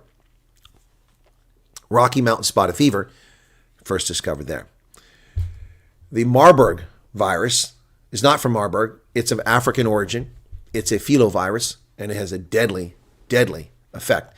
Marburg virus was first identified when a Belgian doctor left Rwanda, or I think it was Rwanda, and flew to Germany for a medical conference in the 1960s to Marburg, a beautiful medieval German city, which I've been to. People fell sick. It was colloquially known as Marburg. It had nothing to do with Marburg. So they slander. So I love when they come up with this monkeypox as racist. Well, only if you're an idiot and you think that monkeys look like black people. They don't. I don't know what kind of moron comes up with that idea. So you assume, you affiliate that with something, so that makes it racist? No. That makes the people who changed monkeypox to mpox racist. They're the racist because they're the ones that look at that word and see someone who's different from them. That makes them racist. Anyway, Wuhan should be the name of the virus. Not COVID. That's some scientific name. Wuhan, because that's where it was originally seen. Wuhan. And that's what it's, a Wuhan flu. Yep. Tim Pool's okay. He's very partisan. Must be because he's never had to fight in a war. Yeah, no, I'm not attacking Tim Pool. I'm just saying that, he doesn't, what experience does he have other than commenting? Anyway. If you really want to see the crazy left, watch Destiny. What is Destiny? Is that a YouTube channel? Is that a network? I don't know that. Who's your player of the year so far? Player of the year, I hadn't even thought about that, Sloat. That's a tough one. I have to go back and look at everything throughout the year. If we're talking about the calendar year, it goes all the way back to January. Yeah. Anonymous Lex is back. Getting sick of YouTube. Loads of bloody ads before loading this live stream. Sorry about that, Anonymous Lex. Yeah, I get them too. Here's the thing. Let me share this with you, Anonymous Lex, very quickly and with the whole audience, okay? Let me explain this, okay? A gaming streamer has gone into politics. Okay, yeah. Wow, a gaming streamer suddenly knows about politics. Let me talk about it. So here's the thing with advertising. I was very tight with allowing advertising. I didn't used to advertise my live streams, no ads on them. At one time, that's a long time ago though, I didn't advertise any videos that were less than 5 minutes because I thought if you're watching a 5 minute or less video, you shouldn't be subjected to 2 or 3 or 4 or 5 minutes of ads. But here's what happened. Last year, YouTube announced that regardless of whether you monetize your videos or not, they were going to monetize videos and they're going to make money. So if YouTube monetized my video, which annoyed Anonymous Lex at the beginning, which they can do now, and I didn't advertise it, then I get 0% of the revenue. They get 100%. It's a scam. So I now monetize all my videos. It was recommended to me by Byron Shepard last time I saw me, because I said, look, I'm having a little trouble growing some things. He goes, dude, you got to advertise all your videos. If you don't advertise, YouTube won't promote it. And he's right. If I don't allow advertising on my videos, then YouTube will not promote my videos. They just hide them. They're already hiding a lot of my content, so it just makes it easier for them. So that's why I put the ads on there. So my apologies for the ads. I make a little bit of coin off it. Let me tell you. So advertising this month on this channel, let me take a look and see. Okay. Revenue. Where are we at here? Revenue. Okay. So I have made... Is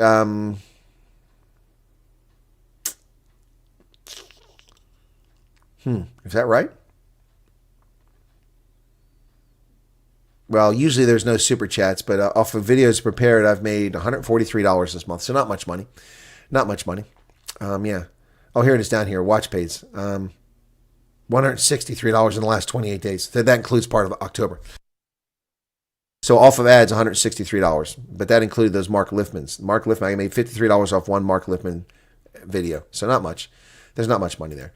I'm making a little bit of money off the Rugby Senate because of ads, and the other channel I don't make much of either. So, but you as a streamer earn anything based on paid YouTuber users? Yes, I do, Herodotus. I do. Actually, I can tell you that. I can tell you that for this month. Let me go back to that analytics revenue. It will tell me that. So that would be. Oh, actually, it's not here. It used to be here. They took that away. Let me see. See more. Let me see. YouTube Premium. Okay. Yeah, it's YouTube Premium. Is that what you're talking about, Hardest? YouTube Premium, in the last 28 days, I've made $17.92. So if you're a premium member, I do get a little bit of money because you don't see ads, but not much. So this current live, did you monetize it willingly? If so, then I'm cool with it. I know their new policies, but YouTube would be pushing their luck. Yes, they are anonymous. And I did live stream. I did put on all my lives now. I put advertising because people are going to get hit with it anyway. Here's the difference. Anonymous Lex. They're not supposed to be able to put ads in unless I do it. There's a setting when I do YouTube, before I do a video, and if it's a live, you can say, insert ads automatically or just let me do it. Well, they're not supposed to be putting any ads in right now. So if you got bombarded with ads, my apologies, because that's not what's supposed to be happening. It's supposed to be up to me manually. So I've done this a couple times just to test it. So I'm going to do it right now. Anonymous, don't leave if you get an ad. Don't leave if you get an ad. I'm going to do it, and then we'll do a poll. Last time I was surprised, about 30% of the people actually got an ad. So I have 126. I'm going to push the ad right now. Insert an ad right now. And if you get one, I apologize. Stick around and then tell me in the poll if you got one, okay? All right, I just put an ad in. Okay, so that's under my control. So let me put a poll up and see who got an ad. Now, some people who got the ad aren't going to be able to answer immediately because they'll be watching the ad. Did you just get an advert?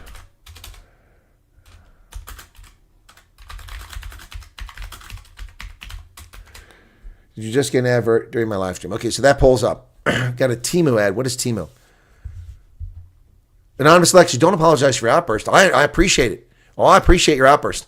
I talked to someone who watches my content the other day on one of my live streams. They got a 30-minute infomercial. No kidding. And the person said, hey, I watched it just to see if see what happened. It was 30 minutes. That's crazy.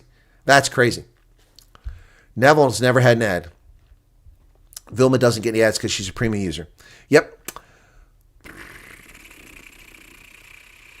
Or give PayPal. Yeah, no, if you give PayPal, if you guys want to support this channel, that's one way to do it. And that's a very helpful way to do it. My PayPal account has been kind of salty cracks for a while. There it is. That's a PayPal account. You can send some coin there, and I get most of that money. The cut from PayPal is really small.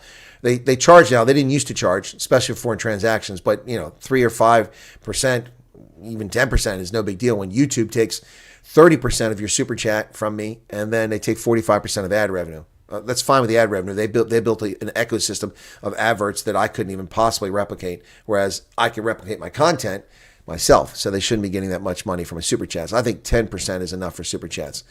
Anyway, at least you can pronounce your name. Mine's impossible for someone to just spell it. Oh my goodness. Yeah. So just because you went to war doesn't mean you are strong or know what's going on. Well, that's a true statement, Matthew. That's true. Just because someone went to war, served in war, doesn't mean they're experts on geopolitics. Doesn't mean they know what's going on. I mean, I served my first time in combat. I was a second lieutenant. My worldview was right here. 3rd Battalion, 8th Cavalry, 418 Infantry, 4-8 Cav here, 2nd Brigade, 3rd Armored Division, 5th Corps, Republican Guard, 52nd Infantry Division, yada, da, da, da, da, da. That was my worldview. I didn't have purview of all this other stuff going on, the bombing campaign over here and this, that. I tried to absorb all that, but my field of vision was narrow as a lieutenant. But I know you weren't referring to me, but I'm not a person that just served in combat there. I've also served the highest levels of governance, writing for the President of the United States.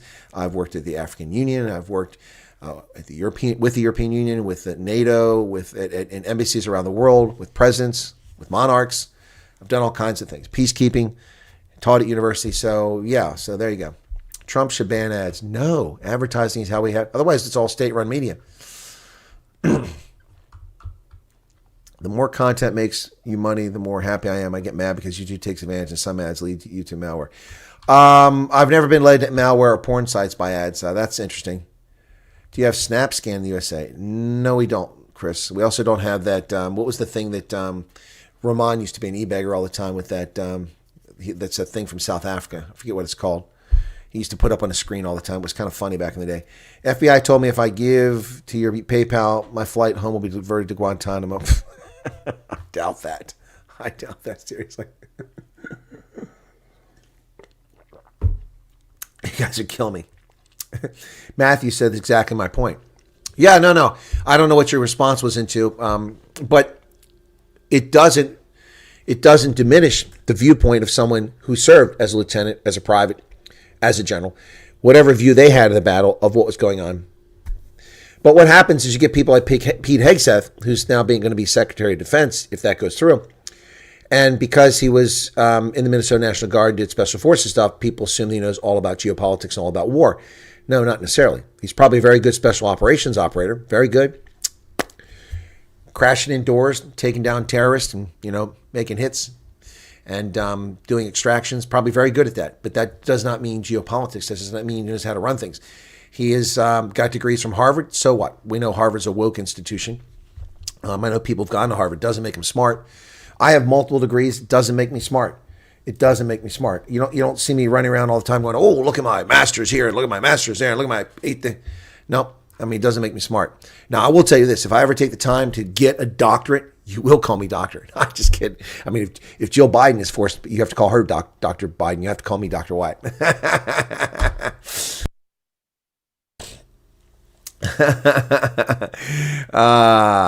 Okay, so all I'm saying is that sometimes Tim says something that do not align with what I believe. I get that his opinion, but he's not always right. Yeah, no, PK. Yeah, that's right. But I mean, I say things that not everybody agrees with. I didn't respond to this. Somebody posted on my video that I did in response to Peter Bruce, his op-ed, which is just garbage in the Sunday Times. I did a video on that yesterday. Someone responded to my comment, and it wasn't directed at me, but he said, Steve Biko was a terrorist. I need somebody to prove that to me. I have no evidence of Steve Biko ever being a terrorist. That's news to me. Peter O'Reilly did get the ad. Thank you, Peter.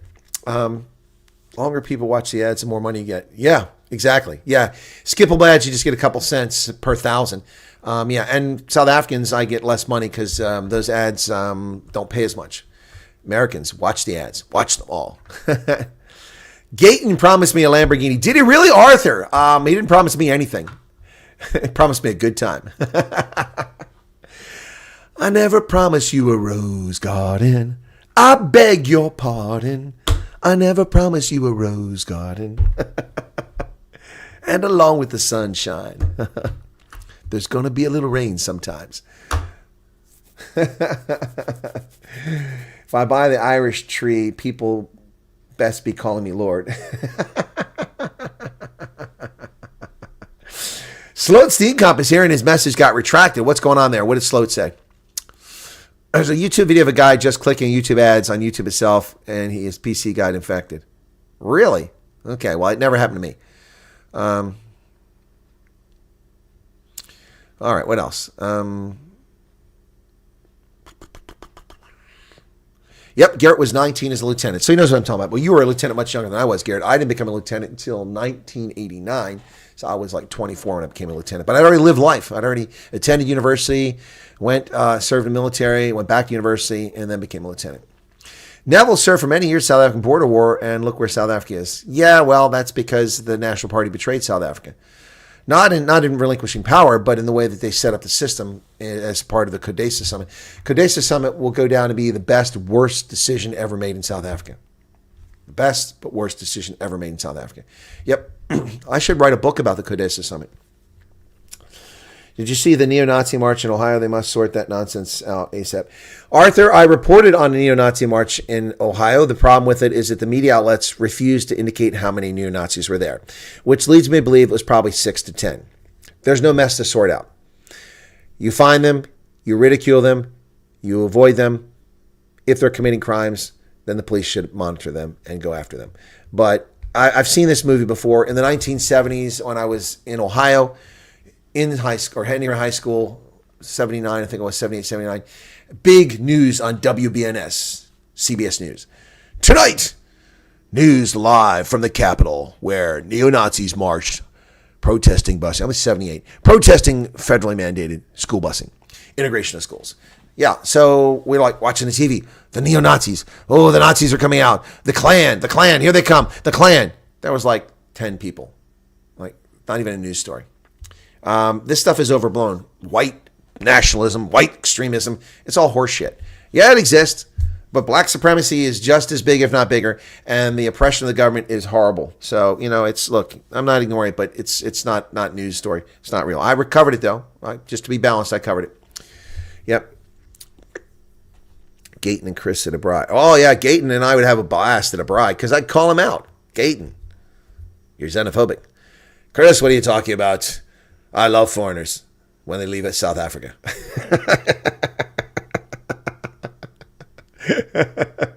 Oh, my goodness. That would be funny. Actually knew Steve Biko. He was no terrorist. He didn't agree with his policies, but he believed in peaceful. Thank you, Neville Purton. I didn't know Steve Biko, but all I know of Steve Biko, all I've read, all I've researched, all I've ever discovered, all I've ever talked to people is that Biko was about black consciousness. And what was that supposed to be about? You shouldn't be ashamed of who you are. And with that, I agree. If someone told me to be ashamed of who I am because I'm white, I should be, I should apologize for a crime. No, I'm not going to apologize. I didn't construct this DNA that created this stunningly handsome face and wonderful personality. That wasn't me. And nature did that. And I'm not apologizing for my origins. And I'm proud of who I am and who my history is. No problem with that. No problem with that. I've never wronged anybody. Not wronged anybody. So why should I be ashamed? That's just shameful. And if you're black, you shouldn't be ashamed of being black. That's just stupid for people to tell you that. Yeah, and that's what Biko believed in. At least that's my understanding, Steve Biko and the Black Consciousness Movement. And that's where it's at. Thank you, Neville, for your input. I appreciate that. On a positive note, there is fentanyl. Oh, that's not positive, Matthew. He's being silly there. Hendrik Witbooi and Anton Lubowski up in Witbank. Okay. I don't know Anton Lubowski, but I know who Hendrik Witbooi is. Still trying to find out if Gayton is trustworthy. I'm not saying he is. But he is definitely the guy who's one of the smartest ministers in the government. I mean, the EFF, we would like to know if the minister donated that money. Oh, what a moron. You just set yourselves up. The EFF, so stupid. So stupid. They have no concept of reality. The dumbest box of rocks out there, the EFF. It's insane how stupid they are. Absolutely stupid, the EFF. Hey, welcome. The 5 people just popped on there. We just shot over 1,000 views for this stream. Mondays seem to be doing well. I don't know why. My Monday live stream news, I guess people want news after the weekend. So it's great. Lynn Anderson, Rose Garden. That's right. I never promised you a rose garden. Thank you for that. Yep. Yeah, that's it's being very transparent. That kind of gives me hope. Yeah, no, PK, I agree. He's speaking to the public. He tells people what's going on. And the ANC hates it. They hate it. They hate that Leon Schreiber and that Gayton McKenzie are talking to people and telling people what's going on. The only person that I'm disappointed is Peter Groenewald. He's not talking to anybody about prisons. I've asked for an interview through his party. They referred me to his personal assistant. His personal assistant has completely ignored me for over a month now. No response back. So at some point, I'm just going to reach out to Peter Groenewald directly because I have his number. I know him. And I'm going to say, hey, sir, I've been trying to get an interview with you for ages and I'm getting blown off. So we'll see what happens there. Anyway, but, I think we need to hear from Peter Groenewald about what's going on in prisons. And not just with the legacy media, but actually people who will talk to him in a non-confrontational manner. The Russian dancer who criticized Putin has mysteriously had a fatal fall. I didn't hear about that, Arthur. Yeah, no, a lot of people in South Africa love Russia. I don't know why. It's a dying country. It's a dying country with high rates of alcoholism and all kinds of, diseases they shouldn't have, lifestyle choices. It's a country it's going downwards. The number of Russians, they're dying out. The Russians are dying out. And their eastern territories will be occupied by Chinese who will annex them at some point if they don't start getting people out there. Yep. I wish we had a federal system and a Doge. That'd be interesting. Federal system would be great for South Africa. It's really needed. Yep, that's what's really needed in South Africa. PK, we'd love to see that interview. Yeah, no, I would love to do that interview, but I'm going to reach out again because I'm getting blown off here. Also, I'm going to reach back to the folks. I was doing what I thought was an exclusive story that no one has covered in depth about a water issue in the Eastern Cape. But my source said he'd come back to me. He's a counselor in that town, known as Makanda. You guys know that one? That's the current name of the town. Grahamstown. Anyway, so waiting to hear back on that. I'll re-engage on that, and hopefully I can get some movement on that. And also the Vit Boys. I reached out to one of the Vit Boy descendants to come on my program, and that was going to happen, but nothing happened. So I got to follow up with these folks. But don't forget, tomorrow, Karoo Charu will be on the program at 8 p.m. South Africa time. That would be 1 o'clock Eastern Standard, so it's almost 8 o'clock in South Africa right now. So this time tomorrow, tune in for Karoo Charu. That should be fantastic. I've been on his program. He's been on my program. Have I been on his program? Maybe I haven't. And he gave me a tour in Durban of Chatsworth. It was brilliant. Walked around, spent a few hours with him. It was fantastic. Erica was with me that day. She can attest to that. Karoo Charu was a wonderful guy. Really had a good time over there in Chatsworth. And I got criticized for it by one of the black supremacists. Well, why didn't you go to this township? You don't see black people. Dude, I mentioned I'm coming to South Africa. I said I would be in Durban. These are the dates I'll be down there. And if people want to engage with me, please engage with me. Well, Karoo Charu, I know him. I reached out and said, hey, can we link up? He said, sure. I'll take you around Chatsworth. Well, thank you. I'd love to see Chatsworth. Took me around and showed me the place. It was amazing. It's not amazing, but it was an amazing event we did. But no one offered to take me to the majority black township. I'm not just going to drive around someplace I don't know. That's stupid. Stupid. Anyway, so... Swapo advocate. Okay, some say he was a double agent. Oh, okay, gotcha. Russia flooded South Africa with guns and landmines. Do you have a short memory? ANC is going the same as Russia ran the trash heap of sanctions. The Soviet Union flooded Angola, Mozambique with weapons and landmines. The Rhodesian Front flooded Rhodesia with landmines. Yeah. So I'm not sure what you're talking about there, Jan. Do I have a short memory? I don't have a short memory. Russia didn't do that. The Soviet Union did. Russia defeated NATO. That speaks for itself. Russia defeated NATO? When did Russia defeat NATO? Russia's never fought NATO. Soviet Union never fought NATO. Thank God. Thank God. I don't get how people are so obsessed with race and not just helping people. I'm with you 100% in that, PK. I mean, I was really disappointed in Gift of the Givers founder, Dr. Suleiman, when he came out with his nonsense about Gaza and about a genocide in Israel. That was very disappointing. Very disappointing, but not surprising. Some people can't see past their affiliation, their affinity with race, identity, religion. They just can't see past it. Or gender. Good Lord.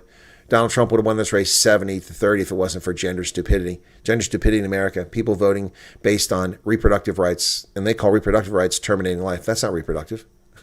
That's not reproductive. That's destructive rights. Yep. It's 2024, and when are we going to live in the present and build the future? Never going to happen, PK. Never going to happen. And poverty will never be eradicated. Never be eradicated. Racism will never be eradicated. Ever. There is no Star Trek future for the humankind. We are too prone as a species to do things we shouldn't do. Be mischievous. Doesn't matter what the inculcation is. Doesn't matter what the training is. There will always be people who seek to take advantage or abuse others. Fortunately, it's a small percentage of the population. Unfortunately, a lot of them are politicians. Anyway, so yeah. So they'll always be there. Yeah, Matthew heard that. Yes, Chris in action. Chris in Africa. That's correct. He was assassinated. Oh, yeah. Okay, now I know I recognize the name. It's because we live in the past. Most politicians play a race card at some point or other. There are no heroes. I suppose. Elon needs to come sort out the cock, says Hendo. Yeah, well, he's going to. I think Peter's bogged down with all the problems in prisons. Hope he'll come up for air. Yeah, no, Meerkat, I think you're 100% correct. And that's probably, but they could have the courtesy to return my email. It's very disappointing when they don't do that. So anyway, very disappointing. People could have the courtesy to be respectful and say no. And, for all the stuff about David and the Kiffness, David Scott and the Kiffness, they did at least respond to my email when I requested to interview them 4 years ago. They just basically told me piss off, but at least they responded. They weren't that rude. I'm embellishing slightly. Most politicians play a race. Already read that, okay? 4B movement should come to South Africa. Hope Trump does something about this gender choice in A to Z. Yeah, oh no, it's happening. It's going to happen. That's one reason for Pete Hegseth to go in the military. That's why they want him to be the defense minister or Secretary of Defense. Yeah, it's going to happen. All right, folks, I hate to run on everybody. 110 people here, 151 likes, no super chats. That's okay. No new members. That's okay. Appreciate all of you being here. Very good stream on a Monday, 1,039. But I have to talk to someone else about a potential interview I'm going to do later on. I got a Zoom session here in 12 minutes. So I've got to wrap up. You guys have been a fantastic audience today. Thank you so much for being here. To people who tune in just to see what's going on, thanks. If you're tuning in just to be trouble, well, find some other hobby. This is a space where we try to respect others, and we do our best at that. So anyway, thanks for being here. Bye bye donkey. Quel bois. Merci, mon frère. C'était vraiment une bonne expérience aujourd'hui pour moi. Et j'espère pour tu, c'est la même chose. D'accord? Also ich habe heute ein sehr gutes Erlebnis gehabt hier mit euch und ich hoffe, dass das war dasselbe für jeder unsere Sendung heute gesehen hat. Tja, und bis morgen. Morgen haben wir noch viel zu tun. Morgen Abend. Kuru True werde dabei sein. Morgen Abend um 20 Uhr in Südafrika und 13 Uhr hier in den Vereinigten Staaten an Ostküsten. Yeah. Okay, folks, thanks a lot. Appreciate you being here. And I've got to drop off. So cheers. Have a lovely evening. God bless. And let me see. So about 38% of the people got the adverts. So see, some people got it. And I'll bet you I probably make about 3 cents off all those people. Off their ads, that is. Cheers. We'll catch you later. Be safe. Take care of yourselves. And thanks for tuning in. As always, it is a distinct pleasure that people want to watch content. Appreciate it. Cheers.